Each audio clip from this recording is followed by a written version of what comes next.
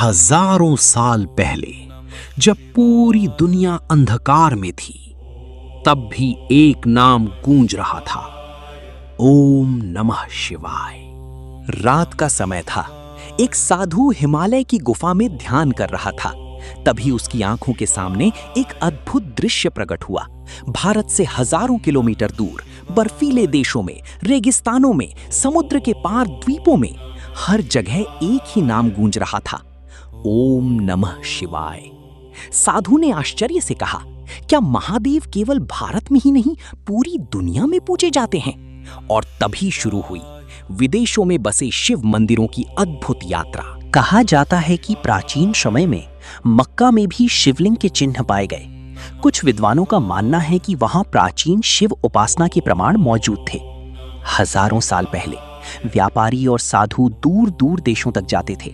जहां भी गए वहां शिव का संदेश भी पहुंचा। धीरे धीरे शिव भक्ति सीमाओं को पार करने लगी। स्कॉटलैंड के ग्लासगो में एक अद्भुत शिवलिंग बताया जाता है, जो बर्फ की तरह चमकता है।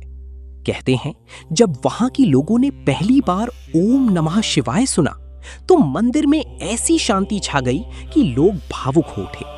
विदेशी लोग भी बोले, इस मंत्र में कोई दिव्य शक्ति है। तुर्किस्तान के बाली नगर में बताया जाता है कि एक बहुत विशाल शिवलिंग स्थापित था। रेगिस्तान की गर्म हवाओं के बीच महादेव का वो प्रतीक लोगों को शक्ति देता था। यात्रियों का कहना था, उस स्थान पर पहुंचते ही मन शांत हो जाता था। कोरिया और यूरोप के कुछ क्षेत्रों में माता पार्वती की पूजा के प्रमाण मिलते हैं। ये दिखाता है कि केवल शिव ही नहीं, उनकी शक्ति आदि शक्ति पार्वती की महिमा भी दुनिया तक पहुंची। मां पार्वती को प्रेम, शक्ति और करुणा का रूप माना गया। इंडोनेशिया के जावा और सुमात्रा द्वीपों में आज भी प्राचीन शिव मंदिर मौजूद हैं। घने जंगलों के बीच बने इन मंदिरों में घंटियों की आवाज गूंजती है। वहां के लोग आज भी नृत्य और संगीत के साथ भगवान शिव की आराधना करते हैं। मानो समय बदल गया, लेकिन महादेव की भक्ति नहीं बदली। कंबोडिया में राजा राजेंद्र वर्मा द्वारा स्थापित प्राचीन शिवलिंग का वर्णन मिलता है। वहां के विशाल मंदिरों की दीवारों पर शिव से जुड़े शिलालेख लिखे गए थे। हर शिलालेख की शुरुआत होती थी, ओम नमः शिवाय। सोचिए, हजारों साल पहले भी महादेव का नाम विदेशों में गूंजता था। इंडो चाइना में अनेक भव्य देवालय और शिलालेख मिले। इतिहासकारों ने पाया कि उनमें सबसे अधिक वर्णन भगवान शिव का था। वहां के लोग मानते थे, शिव विनाश नहीं, नए जीवन की शुरुआत है। साधु की आंखों से आंसू बहने लगे।